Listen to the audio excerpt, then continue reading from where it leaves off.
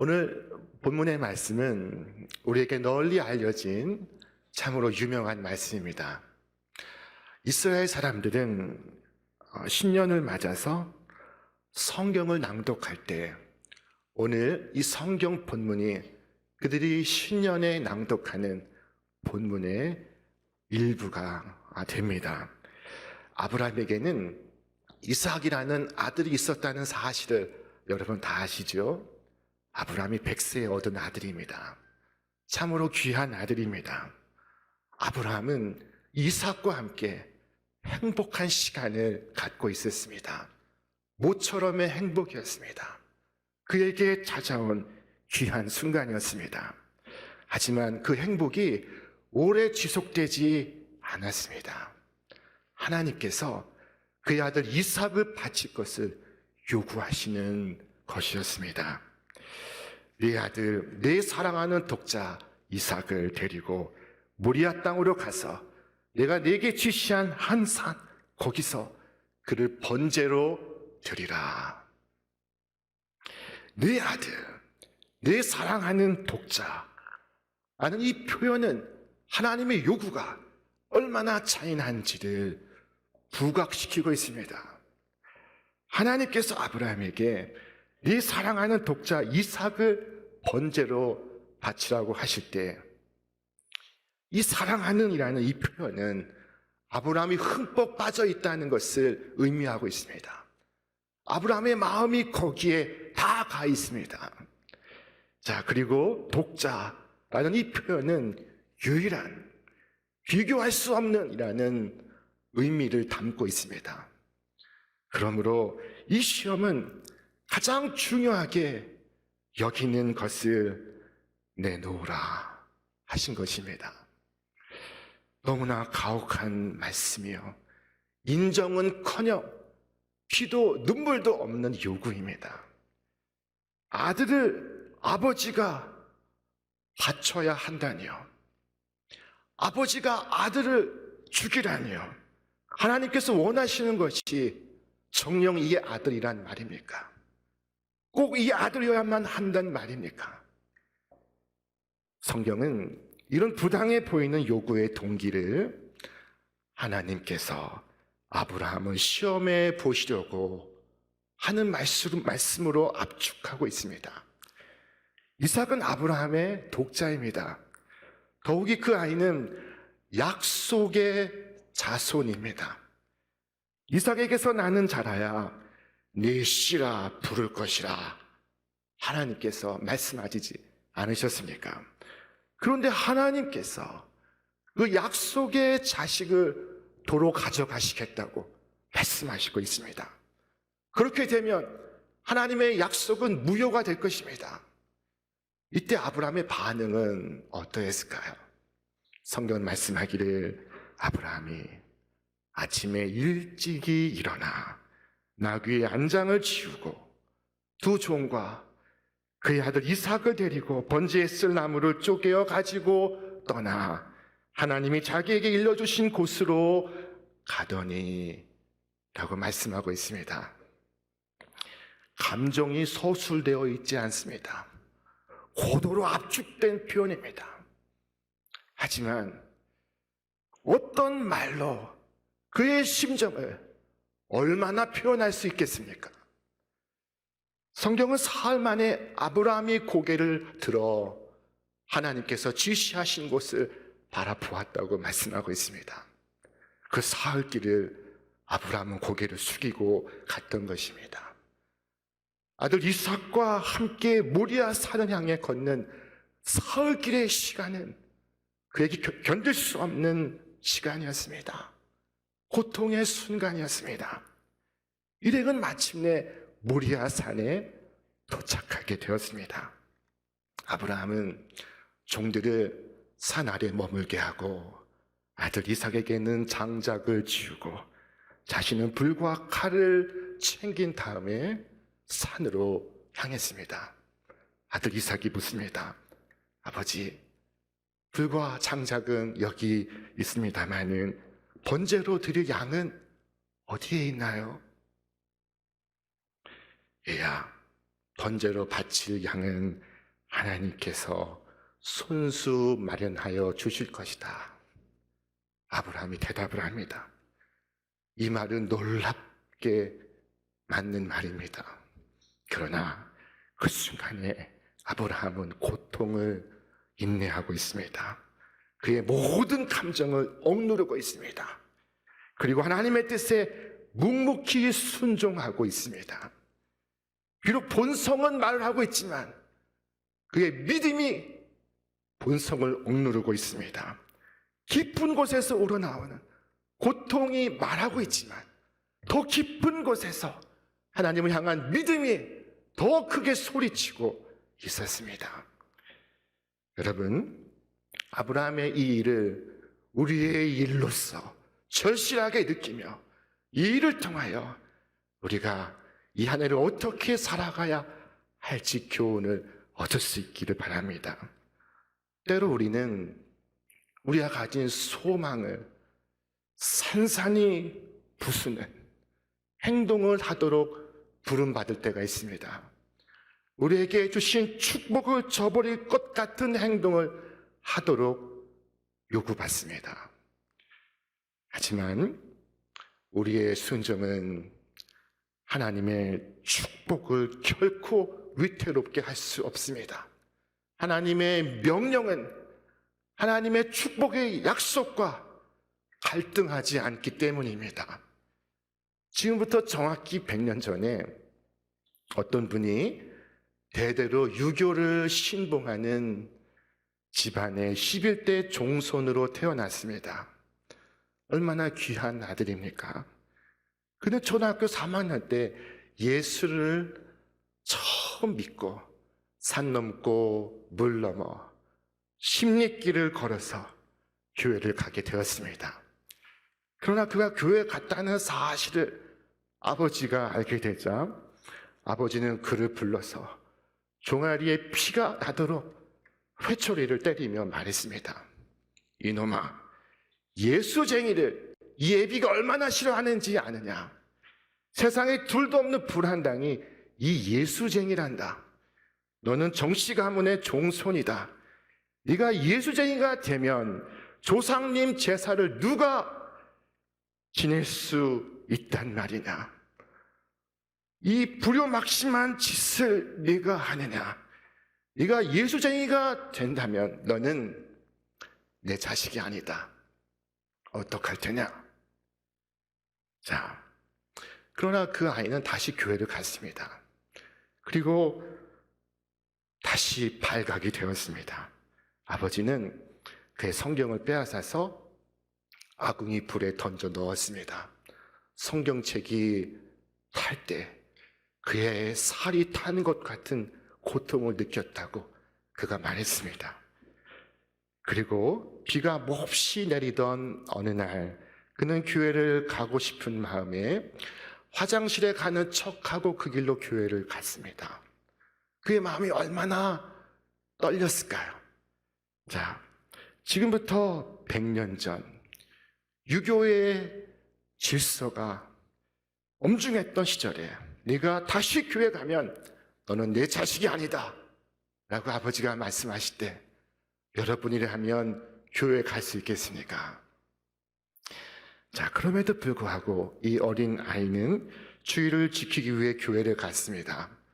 예배 시간은 너무나 빨리 지나갔고 그는 다시 집에 돌아갈 생각을 하니 걱정이 태산과 같았습니다. 그의 어깨는 움츠러들었고 그의 발은 참으로 무거웠습니다. 그런데 그만 물이 불어난 개천을 건너다가 미끄러져서 다리를 크게 다치고 말았습니다. 한쪽 다리를 움직일 수 없게 되어서 그는 기어서 집으로 갔습니다. 집에 도착했을 때는 한밤중이었습니다. 그는 살인문 앞에서 혼절해 버리고 말았습니다. 하늘에서 장대비가 내리고 있었습니다. 그날 이후 그의 부모는 더 이상 그가 교회에 다니는 것을 반대하지 않았습니다. 이 일로 아무도 상처를 받지 않았을 뿐만 아니라 이 일로 그 자신은 더 큰 축복을 받았으며 이 일로 하나님의 뜻은 이루어졌습니다. 여러분, 이것이 우리 교회 3대 목사님이신 정진경 목사님의 초등학교 시절의 이야기입니다. 우리는 여기까지 이르러야 할 줄로 믿습니다.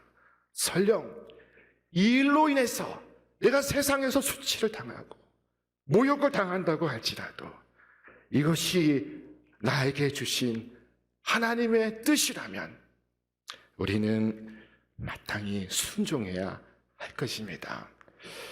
여러분, 시험을 당할 때 아브라함이 어떻게 순종했는지를 지켜보십시오. 그는 누구와도 상의하지 않았습니다. 아브라함은 바울과 같이 혈육과 의논하지 않았습니다. 주님을 따를까 말까 그의 혈육과 상의하지 않았습니다. 내가 하나님의 마음을 알 때, 성경 속에서 하나님의 뜻을 밝히 알게 되었을 때 그것을 세상 사람들과 상의한들 무슨 유익이 있겠습니까? 여기 아브라함이 어떻게 행했는지를 보시기를 바랍니다. 그날 아침에 일찍 일어났습니다. 일찍 일어나서 다른 사람들 같았으면 그는 시간을 보냈을 것입니다. 일단 시간을 끌어보자. 하나님께서 언제 바치라고는 말씀하지 않으시지 않으셨는가? 자, 그러므로 최대한 시간을 끌어보자. 최대한 시간을 갖고 생각해보자. 하지만 아브라함은 그런 생각을 하지 않습니다. 당연히 그는 이와 같이 말할 수 있었습니다. 하나님, 이것이 진실입니까? 사람을 번제로 드리라는 것이 하나님의 뜻입니까? 하나님 정말 받으실 수 있겠습니까? 저는 그럴 수 없다는 것을 잘 알고 있습니다. 하나님은 사랑의 하나님이시오, 자비 하나님이시오, 긍휼의 하나님이시지 않습니까? 그런데 내가 사랑하는 아들의 피를 하나님께서 받으신다는 말입니까? 그럴 수 없습니다. 그러나 그는 그렇게 말하지 않습니다. 그는 이 모든 일을 마치 양떼들 가운데 양 한 마리를 드리는 것과 같은 모습으로 그는 행하고 있었습니다. 그는 냉정했으며 침착했습니다. 우린 여기서 교훈을 얻을 수 있습니다. 여러분, 하나님께서 내게 사명을 주실 때 그 사명에서 벗어날 수 있도록 기도하지 않기를 바랍니다. 오직 믿음의 능력을 가지고 하나님의 사명을 향해 나아갈 수 있기를 바랍니다. 아브라함은 하나님께서 어떤 일을 명하시면 왜 명하시는지, 이유가 무엇인지, 왜 나에게 말씀하시는지 그는 묻지 않았습니다. 그는 그저 제가 그렇게 하리이다 라고 말할 뿐입니다. 여러분이 주님의 뜻을 깨달았다면 여러분 그 일로 하나님과 논쟁하지 마시기를 바랍니다. 오직 그 일을 준행하시기를 바랍니다. 하나님께서 여러분에게 명하신 바를 신속히 행하시기를 바랍니다. 주저하며 머뭇거리지 않기를 바랍니다. 그것이 무엇이든 말입니다. 저는 그렇게 하나님께서 우리에게 명하신 것들 중 하나가 이 11조라고 생각합니다. 더는 무서운 훈련이 필요합니다. 사람이 가장 공포를 느끼는 높이가 11m라고 합니다. 그래서 군대에서 그 10m 높이에서 사람의 키를 감안해서 11m에서 떨어지는 훈련을 합니다. 11조는 그와 같은 훈련입니다. 여러분, 주께서 우리에게 무엇을 말씀하셨습니까? 우리 함께 읽겠습니다. 만군의 여호와가 이르노라. 너희의 온전한 11조를 창고에 들여 나의 집에 양식이 있게 하고 그것으로 나를 시험하여 내가 하늘을 문을 열고 너희에게 복을 쌓을 곳이 없도록 붙지 아니하나 보라. 하나님께서는 온전한 11조를 드리는 사람에게 내가 복을 주는가 안 주는가, 준다면 얼마나 주는가를 시험하여 보라 말씀하시고 있습니다. 하나님은 당신이 주실 수 있는 최고의 복을 주시겠다고 말씀하십니다. 여러분, 하나님께서 이삭을 바친 아브라함에게 어떤 복을 주시는지 아십니까? 여호와께서 이르시기를 내가 나를 가리켜 맹세하노니, 하나님은 그 누구에게 맹세할 수가 없습니다. 하나님 같으신 분이 없기 때문입니다. 하나님은 당신 자신을 가리켜 맹세하기를 네가 이같이 행하여 내 아들 내 독자도 아끼지 아니하였은즉 내가 네게 큰 복을 주고 내 씨가 크게 번성하여 하늘의 별과 같고 바다의 물에 같게 하리니 라고 말씀하셨습니다. 하나님은 요구하시나 실상은 복을 주실 준비를 하시고 있는 중입니다. 여러분, 아브라함처럼 우리가 믿음으로 살아서 주께서 명하신 모든 축복의 증인들 다 되시기를 주님의 이름으로 축원합니다. 아브라함의 순종의 바탕에는 이 믿음이 있었습니다. 어떤 믿음이었을까요? 그것은 놀랍게도 하나님께서 죽은 이삭을 살려내실 거라는 믿음이었습니다. 우리 말씀을 다시 한번 읽겠습니다. 아브라함은 시험을 받을 때 믿음으로 이삭을 드렸으니 그는 약속들을 받은 자로되 그 외아들을 드렸느니라.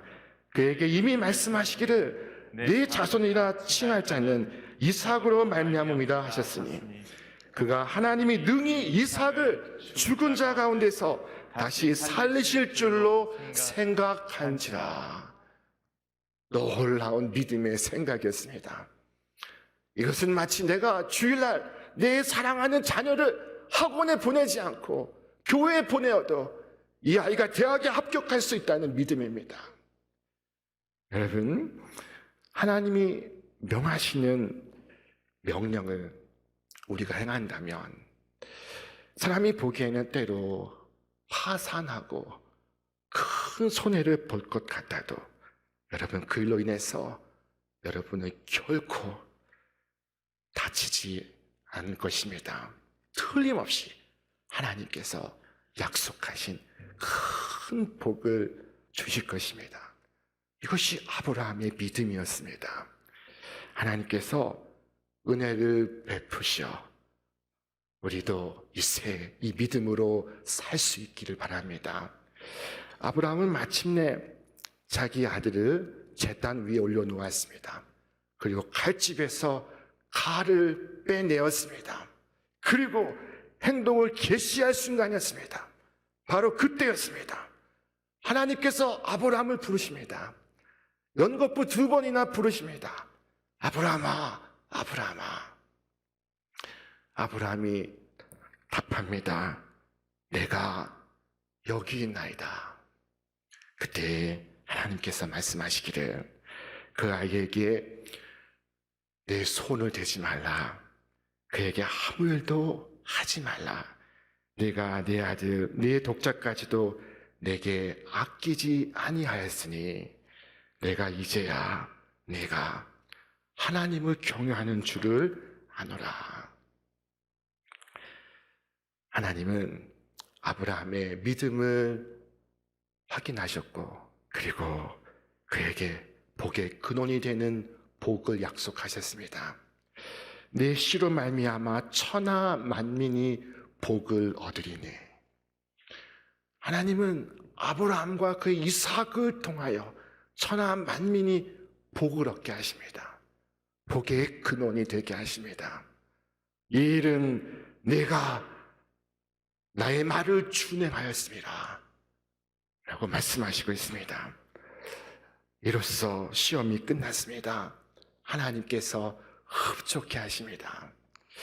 아브라함은 진심으로 자신의 아들을 바쳤고 하나님의 명령은 온전히 성취되었습니다. 여러분, 이 아브라함은 이 믿음의 시험을 통과함으로 말할 수 없는 축복을 받습니다. 첫째, 모든 시험이 끝나는 복을 받습니다. 이삭은 전혀 해를 받지 않았습니다. 어떤 시험이든 여러분이 온전히 감당할 수 있게 된다면 여러분을 향한 하나님의 시험은 그칩니다. 모든 시험에서 졸업을 합니다. 여러분 모든 것을 포기하십시오. 그러면 여러분은 모든 것을 지키게 될 것입니다. 여러분의 이삭을 포기하십시오. 그러면 이삭을 포기해야 할 필요가 없어질 것입니다. 둘째, 아브라함은 하나님께로부터 인정을 받습니다. 하나님께서 인정하신 사람이 되었습니다. 내가 이제야 네가 하나님을 경외하는 줄을 아노라. 여러분, 성령님과 함께 그 양심이 옳다, 인정함을 받는 그들은 하늘의 놀라운 평안을 누리게 될 것입니다. 그 기쁨을 무엇과 비교할 수 있겠습니까? 작은 손해와 작은 세상의 비난도 우리가 꺼려하고 두려워한다면 그리스도를 위하여 자신의 가장 귀한 생명마저도 바쳐야 하는 순교의 순간에 우리는 과연 무엇을 할 수 있습니까? 이 땅에서 받는 이 시험도 감당할 수 없다면 장차 심판의 날에 무서운 시험이 닥칠 때 우리가 무엇을 견뎌낼 수 있겠습니까? 여러분, 그러므로 이 한 해를 시작하며 모든 시험 앞에서 먼저 기도하시길 바랍니다. 하나님, 나의 주권자가 되시는 하나님, 내 영혼을 다스리시사 주님의 약속을 신뢰하게 하옵소서. 내 육체를 다스리사 주님의 법에 순종하게 하옵소서. 의인은 오직 믿음으로 살리라 하셨습니다. 여러분, 이 한 해를 살기 위해서 우리에게 필요한 것, 그것이 바로 이 믿음입니다. 2023년 믿음으로 다 같이 살아가서 아브라함처럼 복의 근원이 되시는 복을 받으시기를 주님의 이름으로 축원합니다. 이 한 해 여러분을 통하여 만민이 복을 얻게 되기를 바랍니다. 하늘에 가득한 은혜와 축복이 여러분과 여러분의 가정과 여러분의 일터에 가득하시기를 주님의 이름으로 축원합니다.